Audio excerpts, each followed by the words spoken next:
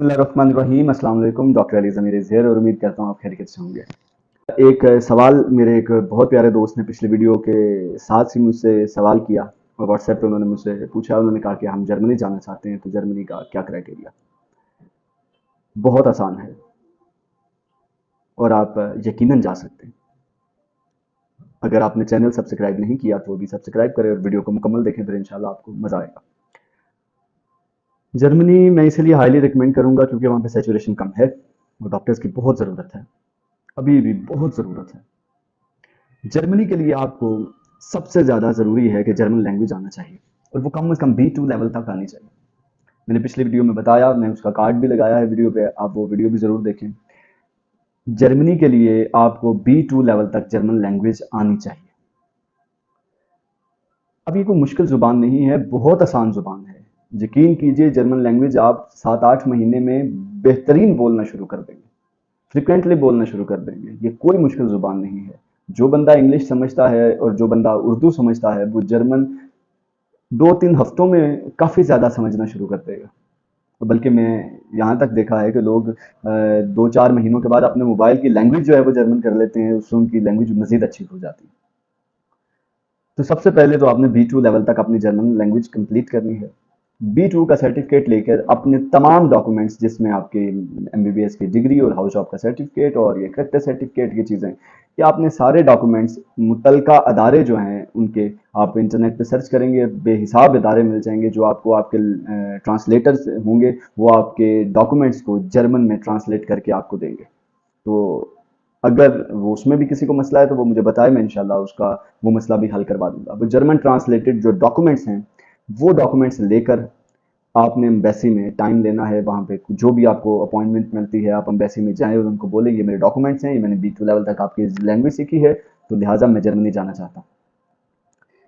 अपनी फाइल को ज़्यादा मजबूत करने के लिए आप ऐसा कीजिए कि जर्मनी में जो अदारे हैं जो आपको मेडिकल टर्मिनोलॉजी का टेस्ट की तैयारी करवाते हैं, एग्ज़ाम प्रिपरेशन करवा रहे हैं, जो आपको 2 साल का लाइसेंस मिलता है, उन अदारों में रब्ता करके एडमिशन लें और उनसे एडमिशन लेटर ले लें। वो बहुत इजीली दे देते हैं। थोड़ी सी उनकी फीस होती है, वो पे करें, वो आपको एडमिशन लेटर इशू कर देते हैं।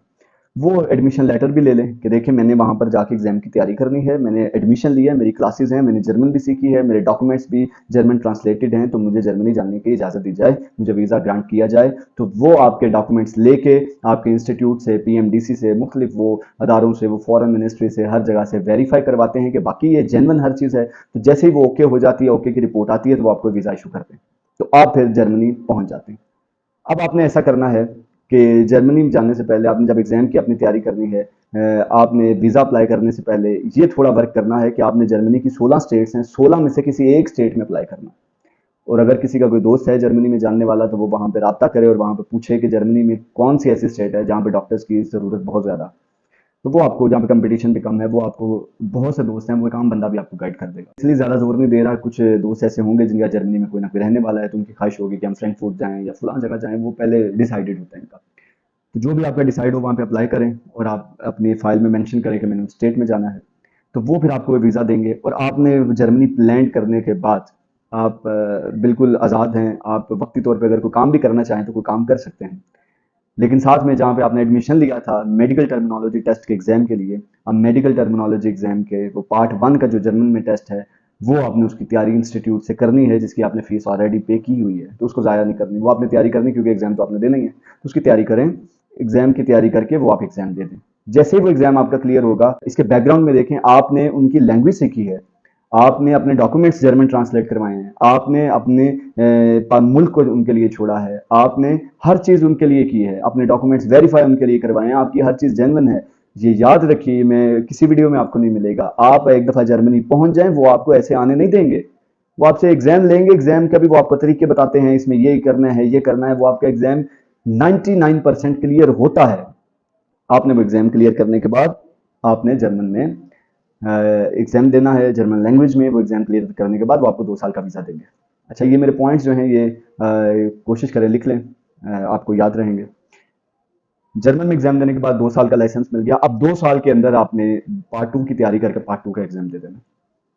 अब पार्ट 2 का एग्जाम जो है उसके बाद आप परमानेंट लाइसेंस आपको मिल जाएगा। उसके बाद आप चाहें तो जीपीशिप करें, आप चाहें तो नहीं मेरा दिल कर रहा है कि मैं सब स्पेशलिटी करूं या मैं पीजीशिप करूं, मैं कार्डियोलॉजिस्ट बनना चाहता हूं, मैं नेफ्रोलॉजिस्ट बनना चाहता हूं, मैं गैस्ट्रोएंटरोलॉजिस्ट बनना चाहता हूं, मैं ये बनना, तो आप जाएं जाके एडमिशन लें, कोई एग्जाम नहीं है उसके बाद। ये एक प्लस पॉइंट है जर्मनी का। आपको सिर्फ ये 2 एग्जाम देने के बाद आप आज़ाद हैं, यू आर द किंग, आप कुछ भी कर सकते हैं। वहाँ पर अपने एग्जाम की तैयारी आपने की है और आपने एग्जाम उनका क्लियर कर लिया, अब आप पीजीशिप के लिए आपको कोई एग्जाम नहीं देना पड़ेगा और टोटल एजुकेशन फ्री है जर्मनी में।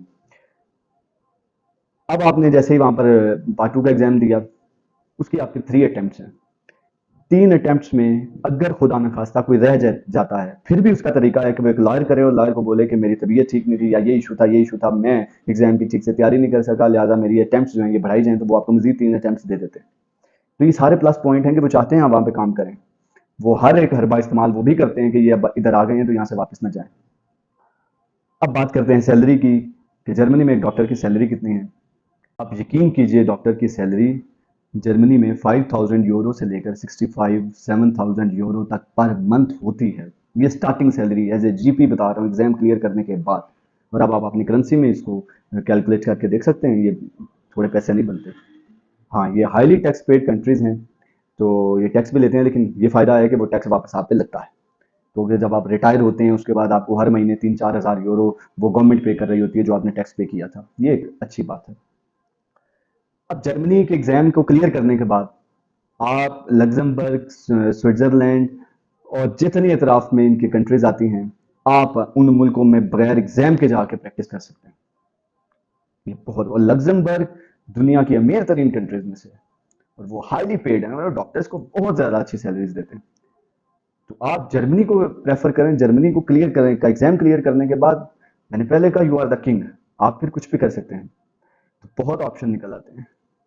अब ये है कि इसका टाइम कितना लगेगा, तो तकरीबन 8 से 10 महीने लैंग्वेज के, ये ज़हन में रखें। तो कोशिश करें जो एमबीबीएस कर रहे हैं एमबीबीएस के दौरान इसको ऑनलाइन शुरू कर दें, ऑनलाइन बड़ी इजीली हो जाती है। और अगर किसी को इसमें प्रॉब्लम है तो एक एप्लीकेशन है ड्यूलिंगो, ड्यूलिंगो जो है वो आप डाउनलोड करें और ड्यूलिंगो पर आप तैयारी कर लें लैंग्वेज की। और ये कोई पेड कंटेंट नहीं है, मैं आपको मशवरा वैसे दे रहा हूँ। डुलिंगो ऐप डाउनलोड करें, डुलिंगो से आप ये लैंग्वेज उसकी तैयार करें।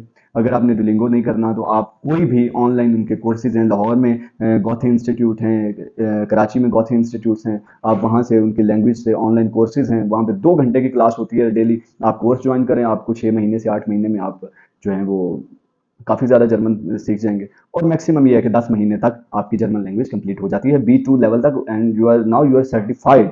आपके पास सर्टिफिकेट है B2 का, और ये सर्टिफिकेट जर्मन से आपको मिलता है, ये पाकिस्तान से नहीं मिलता। वो जर्मनी वाले आपको, ये जो गौथी इंस्टीट्यूट्स हैं, आप कभी ये सर्च करें तो वो आपको सर्टिफिकेट वहाँ का देते हैं।